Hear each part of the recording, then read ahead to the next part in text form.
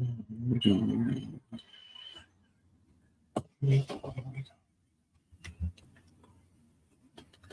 right, good morning, and welcome again to another episode of Ray on Sports. This morning, first of all, happy Labor Day to everyone out there. Coming to you live from the JMXR studios here in Lancaster, California. And I have another awesome interview coming up today. Today, we're going to talk on what a great CEO of Performance Experience, Mr. Greg Walls. I'm having him come in right now, and I'm gonna give him a quick introduction, but I'm gonna have him come in right now. Good morning, Mr. Walls. How are you? Johnny, how you doing, man? I'm good. I'm Oh, good. oh man, I'm doing great. I'm doing great on this Labor Day. How's your Labor Day going so far? It's going. I got to do a little bit of labor on Labor Day, so it's going. I won't All complain right, about all it. right, I won't complain all about right. Don't we all? Don't we all? it. Okay, so and I see you got the TCU behind you. Oh, wow. Is it Horned Frogs? Horned Frogs, man. Horned Frogs through and through. Man. So how'd you like that? Before I even get to your interview, man, how'd you like that college football weekend? You know what, man? I can't tell you how excited I am just about this season and all the new things that go along with it. New players in different places. You got 12-team playoff, which people have been screaming for, for years. They do it in FCS, they do it in high school playoffs. Like, why not? So we get to see it, and it extends the season. I know it gets a little stressful for coaches, but who wouldn't want to be excited playing in a playoff and seeing what you can do with home field advantage, man? I'm excited about the entire season. And my Frogs won, so All right. That's good. That's good. There you go. Are you guys? And I'm looking at the rankings. Are you guys ranked this year? Not yet. Not yet. That's a good one. That's a good answer right there. I just care that we get in the top 12 and let's see what happens. All right. There you go. As long as you get in, right? Get your foot in the door, right? Yes, sir. That's all you do. All you gotta do is get to the dance. That's what I hear. Yes, sir. All right. So Mr. Greg Wall is the owner and CEO of Performance Experience. His current role is to oversee the company's ongoing expansion efforts into emerging markets. In his previous role as a master trainer and performance coach, he was responsible for maximizing thousands of athletes' competitive opportunities in multiple sports and assisted more than 200 students with receiving college scholarships. As a thought leader, Greg has the opportunity to lead management training sessions for executives at Aflac, AT&T, Big Brothers Big Sisters of America, Texas Trust Christian Credit Union, and Crimson Building Company.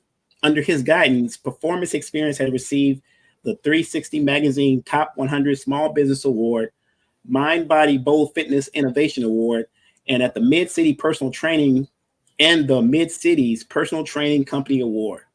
Walls holds a bachelor's degree in education from Texas Christian University, owns more than 30 certificates as a master trainer and performance coach, and has coached college football at the Division I and Division II levels, and has been a trusted source of college coaches for the past 19 years.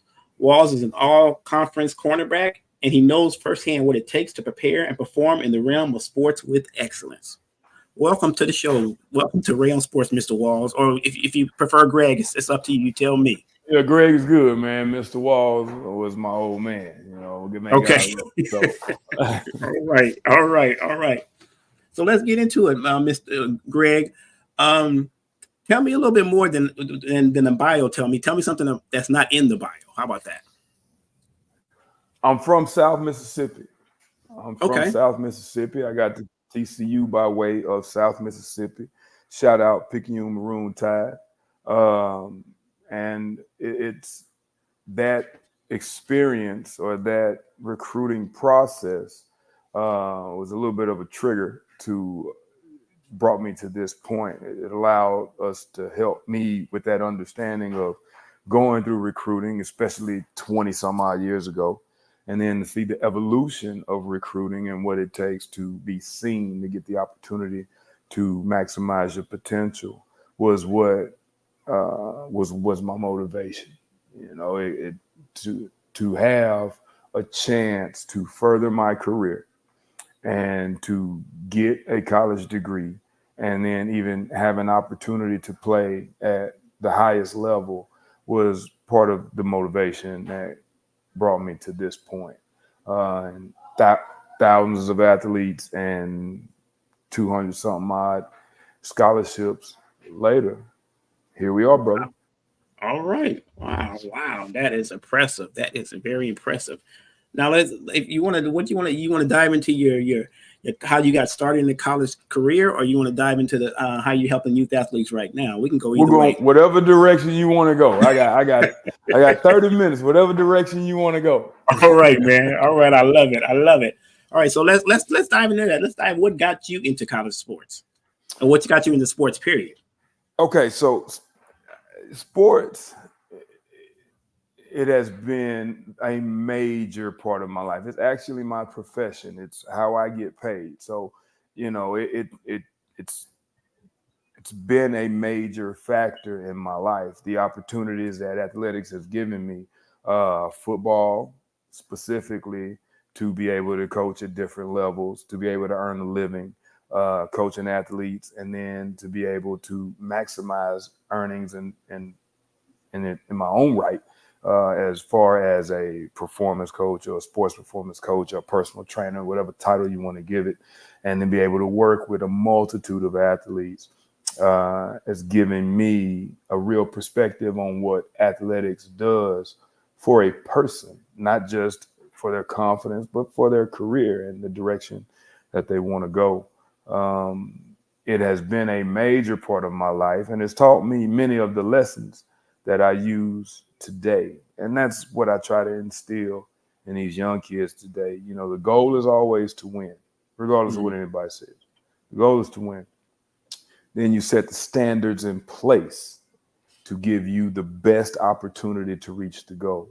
Because to me, when winning creates the exposure needed to maximize your opportunities and your potential. So I'm a competitor. I believe in what athletics does for a human, boy, girl, and everything in between. And then the opportunities that it can provide as a professional, not just a professional athlete, but as a professional in sports. So that's where I am, man. And I stand by it. I live by it. Do everything from mentoring young athletes to putting together development programs for flag football athletes and softball athletes. It's just the opportunities are there within the realm of a multitude of sports. Wow. Okay. Okay. So I had a question, and I had this on one of my last podcasts, talking about this NIL.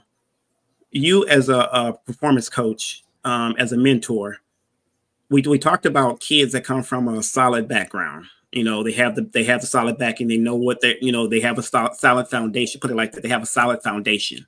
They know where they're going. How do you teach, or how do you mentor the kids that don't have that? That don't have that solid foundation behind them, don't have that person behind them to say, that's not right, or no, we shouldn't do that yet, or be that I guess the angel on the shoulder kind of person to tell them which way to direct them. Because with the NIL, I know that the money is there. I'm a parent, and I'm giving my student to you, and I want the best for my student, but I also want him to get your education. Tell me, how do you talk about that? How do you get him there?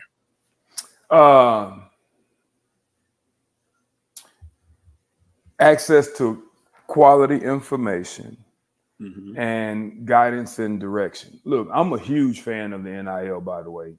First and foremost, get your paper, get your money. Knowing what to do with it and how to maneuver and navigate is the job of the village. And I say this all the time. I've said it in multiple interviews.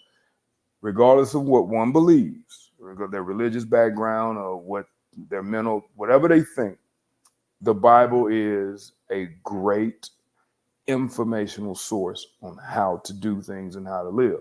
So I take a page from the Bible. Teach a child in the way he should go, and when he gets old, he won't depart from it. Our job is to teach them how to maneuver through the access that they have and not to negate the opportunities that they've been given. So if somebody gives you an opportunity to make money on your name, likeness, and image based on your ability to perform for them, our job is to make sure they understand the access that they have, the negotiating power that they have, and then what's expected of them to receive that opportunity. And it can't be about us. It has to be about the overall picture. And for me, I have an advantage. I can be objective. I can see the picture for what it is because they're not my kids, Johnny. Those kids, they're not mine. So I don't have to bring a lot of emotion into a logical situation. So my guidance and the guidance of our coaches is based on the observation of what is in front of you and then the opportunities you have in the direction you want to go. Hey, experience tells me I did it like that and it didn't work like that. But here are some avenues that you can take to make sure, to ensure an opportunity for success. And you're going to hear me talk about opportunity a lot because as a man, and I've only been a man, I don't know, I can only say as a man because I've only been a man. Right. All you really want is an opportunity. That's it. You don't ever want to not have a chance. So you prepare for that opportunity. You know, you can't, to me, it's not fair to anybody, including yourself, to have an expectation without an understanding. And the opportunities do that for you. So you can't be upset because somebody didn't give you something. You can only prepare for what's been given to you. And the one thing as a man that, in my opinion, you can only want is a chance, an opportunity. And then it's up to you to do something with that. Wow. Now you know, see, you open the door to the Bible. See, I'm also a assistant pastor as well as a youth pastor. So, you know, I believe in that, training the child in the way they should go and they won't depart from you. But, you know, I don't want to go down the avenue because I know, you know, people, you know, but I believe in that. You know, I have children, you know, I have a daughter and a son, you know, not in sports, but, you know, my daughter did call me last week and ask me about an opportunity that she had at a job, at a career she's starting with. And she asked my advice on it. And I gave her my, you know, uncut advice. You know, this is the way you should do it. You know, the job she's taking is something I used to do. So I had experience in it. So I said, this is the way you handle this. It's almost like she had like a management position and I used to be a manager. So I gave her my experience. Yeah. Right. I gave it to her. I said, hey, this is how you navigate that water. You know, you do things like this. You don't do this. You don't do that. And she's like, well, I appreciate you, you know, talking to me about it. She said, that's why I called you, Dad, because you have the experience. And that's all we want for our kids, you know, is to give them better than what we had. To me, Johnny, insight allows foresight. Right. You know, you can't foresee or foreshadow or have a vision for something you don't understand. So if somebody gives me insight, I can create a picture or a vision based on real information, not on hope. You know, and hope is good if you have understanding. And I'm a big believer in that. Like a kid, for example, the way I coach kids is if you're 8 or you're 80, I pick you up where you are. So if I have a 10-year-old child that you could see the skills, they're always on time, they take care of their own homework, you don't have to tell them a bunch of things, you see the management skills in them. And then you introduce them to a management situation. Come listen to this meeting or read this, or let me read this to you. And they don't understand. That's okay. That's okay. You're introducing them to the things that they can maximize based on their already skill and ability. So if I turn you on the business at 8, of course you're not going to understand the lingo and the genre and all of like that. But it's much better than being exposed to it at 31 when you're trying to open your own business. Right. You see what I'm saying? So if we can give them those opportunities, those NIL opportunities at 8 or 9 or 10 years old. Not just saying you're gonna make a lot of money when you get older and you keep balling and all that, but it's like, hey, I see what you got. I want you to read this. I want you to take care of this. Hey, take a look at this, or let me tell you about this. That way, when it's time to do something with it, you already have a couple of tools on your tool belt. That's how we give those kids opportunities to use what they have been given and take advantage of those opportunities that you asked for. Wow. Okay, so you talked about I think you already talked about it a little bit, but let me ask you this: what's the difference between training athletes of different ages? The approach, Okay. like how you teach them. Kids aren't little adults. Mm-hmm. You know, you got to talk to them in a language that they understand so that they can comprehend what you want from them. That's why, you know, teachers, and that's my education background. That's why teachers teach math and or multiplication and song to get maximum effect. You know, that's why they play games, the stand up, sit down game when you're doing spelling, because that's a language that they can understand. And it allows for engagement in something that they're interested in. So I teach the same drill. Fundamentals are fundamentals, Johnny. Right. You know, you stand on the foundation of fundamentals. How I get those fundamentals taught is going to be in the language I use and the direction I go with an 8-year-old versus an 18-year-old. Neither one of them may dorsiflex, but I may not say dorsiflex to an 8-year-old. You know what I'm saying? Their limited experience won't allow. Now I got to explain what dorsiflex is. I don't want to spend that time doing that. I want to show you exactly what I want from you. I want you to understand what I want from you so we can get that. So when you get old enough to understand science, I can say, hey, you know, when I was telling you to point your toes to your nose, it's just dorsiflex. And now they can relate that.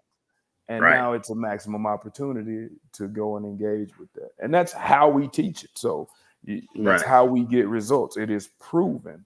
That's how we get a kid from 8 to 12 and they're operating at the level of a 14, 15-year-old. Wow. Yeah, and I teach, you know, I like I said, I'm in the church, so I teach youth Bible study. I teach things of that, and I also have teachers that teach under me, and I tell them all the time, you know, you got to teach it at their level, at the level the child is at. You know, you can't take a 5-year-old and teach them at a 15-year-old level. You know, you have to bring it to them slow, see where they're at. What I first tell them is know your audience, know what you're dealing with first. And that'll determine which way you can go. You start off, you give them a little bit, and once they get engaged with that, and you said, okay, I can deal with that. I can move on from that. And I'm sure in your line of profession that you do the same thing. You get your whether it's a kid from 5 or a kid that's 15. When you first meet them, I'm sure you're feeling them out, seeing where they're at mentally, you know, all that.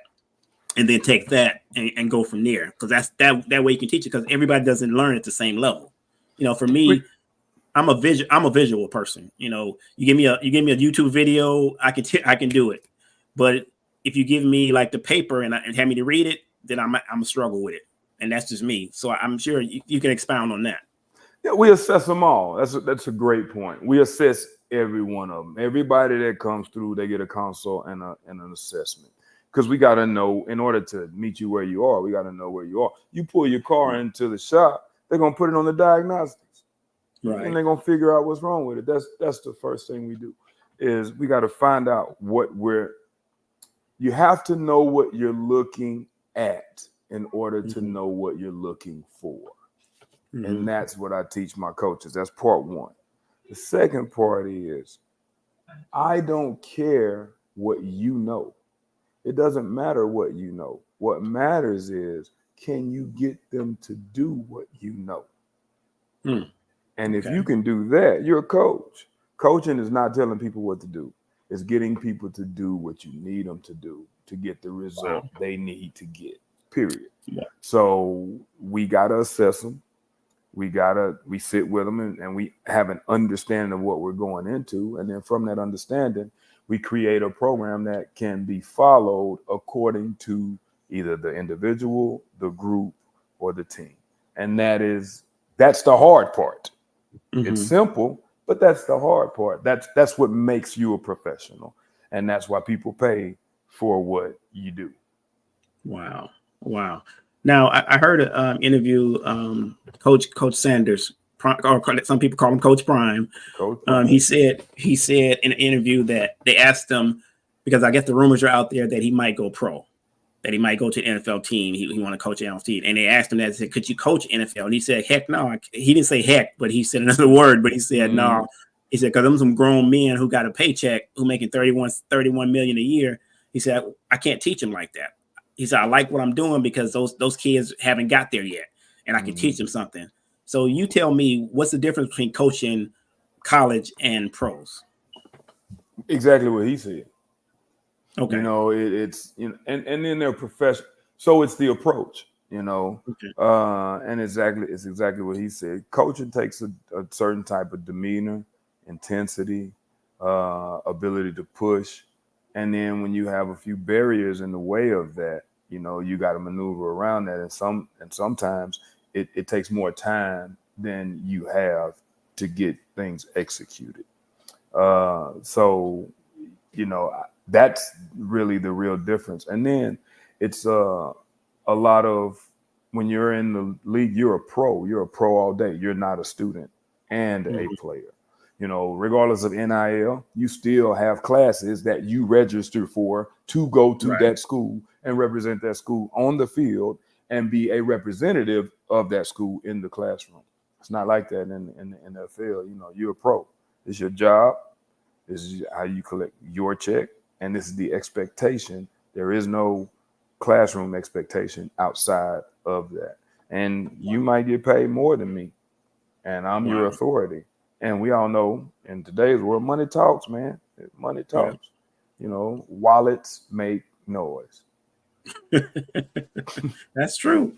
That's true. I mean, so how do you navigate that though? I mean, how does some coaches make it and some of them can't? Is it more of the authoritative level, or is it more of them trying to get through to the players? How does, you know, you got some coaches like Nick Saban that makes it into college but can't make it into pros. You got coaches like Pete Carroll who can go from college to pros. How does that work? I mean, how do they get there? How do they get the respect of the players? You know what? I don't know, because I've never coached in the pros, so I can't give a valid answer. I can give my opinion, but I don't really know. My opinion is, you know, your relatability in the structure that you're placed in. Sometimes culture has to do a lot with that. And sometimes the understanding of the culture that you're dealing in has a lot to do with that. I've seen that firsthand. But I don't really know how to push the level of success at the pro level versus college, because I've never coached at the pro level. I do know culture has a lot to do with how you communicate with your athletes. I'll give you an example. In college, Chris Thurman, who is one of my favorite human beings on the planet, he coached me at TCU. He was my position coach. Tremendous coach, still coaching today. We still talk all the time. He's a mentor of mine. But Coach Thurman, what I loved about him the most is that he treated us like men, and he had our back. He held us accountable, but he had our back. He didn't make us stand and face the fire alone. And to me, that was bigger than anything he could tell me on the field. So what he said to me on the field, I listened to, because I know the way he treated me all the time. Wow. So that's one example that I have, because as a player, you either play for a coach, in spite of a coach, or for the results you're looking for. Wow. And as a coach, you'd rather have them play for you, because that way you can maximize their opportunities and abilities. You know, so how do you get them to do that? Some kids need intense, hard-nosed information, and you can talk at them. Some kids, you got to put your arm around, you got to talk to, you know. But as a coach, I ain't got time to decipher which kids, you know, I have to do like that in the midst of preparation for the game. I got to decipher that at a different time. Wow. So let's talk about and I know you only got 30 minutes and we got about like 5-10 minutes left. Let's get into the parenting part of it. How do you deal with these parents that hey, my son should be out there. Why is my son not playing? Because the reason why I say that, because I have a sister that lives in Las Vegas. Her son just started. He just started playing. He plays defensive. I say defensive end. That's what he plays. She didn't know what he played. She just said, well, he gets out there and runs and stuff. So I went to his game and watched him play, and I gave him some pointers, and he was kind of excited. First, he didn't want to play. He didn't have the backing to play. Mm-hmm. And now he wants to play because it was exciting. And I told him some things. I said, you do this, you watch the guy, the things I know, as I never played the game, but I kind of, I watch it and I study it, and I tell him stuff. And I said, well, do this on defense. You do that on defense. You watch your man, And he's like, I'm excited about it now. How do you deal with those parents that say, my kid should be starting every play, or, doing this and doing that, and the other kid is out there and he's stinking up the joint, and what? My kid's not get that. Man, I've been doing this for 20 some years. I don't even worry about it. I set the standard right off the top. Okay. It's two parts of this. As a sports performance coach, when I do one-on-ones or group training or stuff like that, we keep all the parents fully informed. And I like parental involvement. Mm-hmm. We keep them fully informed and keep them involved. I even tell them, man, you can take video, you can take pictures. I need you to see this process. Okay. Right. But don't coach the kids. You don't get to coach the kids. That's what I'm here for.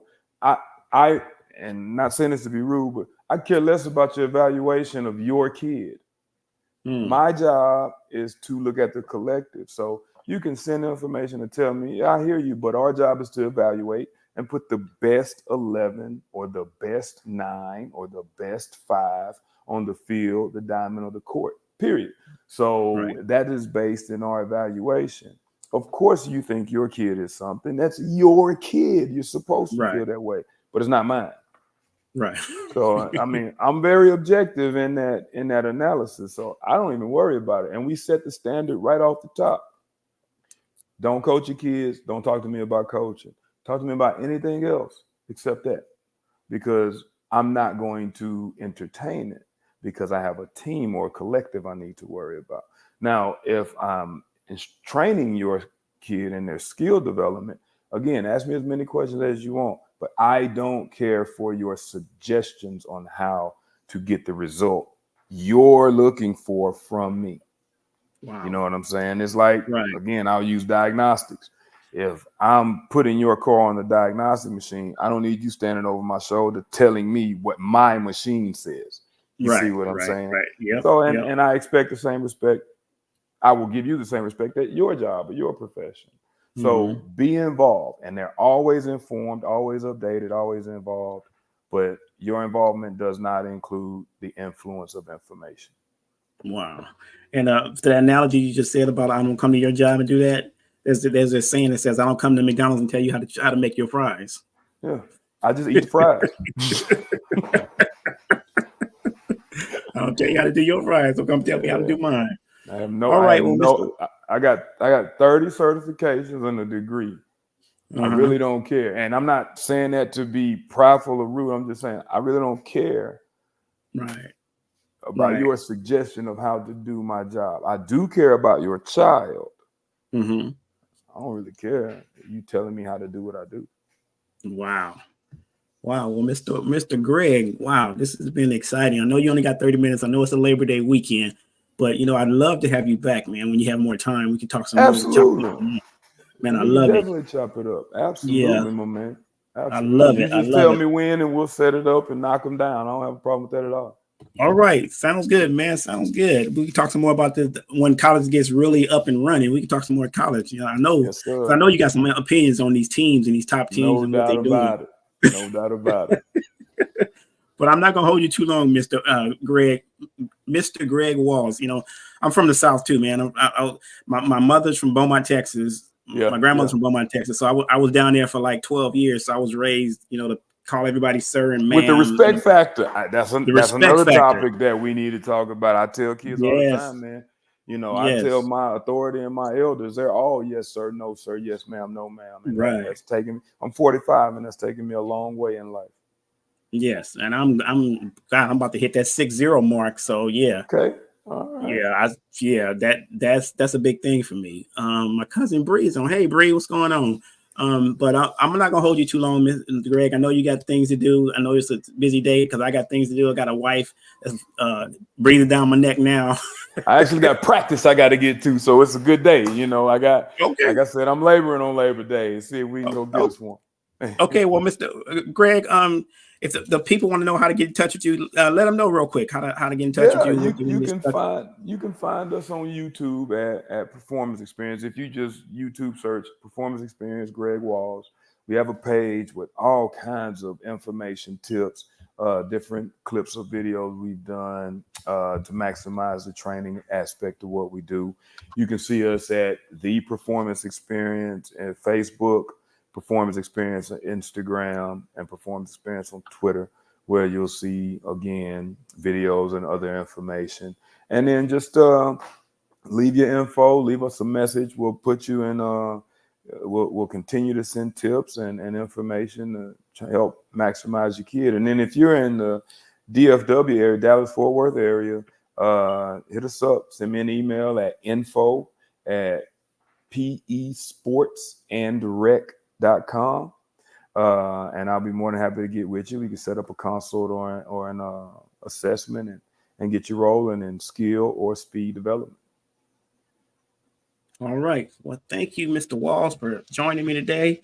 Guys, this is real good information. You know, I bring the best here on Realm Sports. I'm not just a regular sportscaster. I'm coming after Stephen A. I'm coming after them all. Go get them. Go get them. I'm coming to get him. Yeah, no doubt. Thank you guys for talking to me. Thank you guys for listening to Ray on Sports for this week.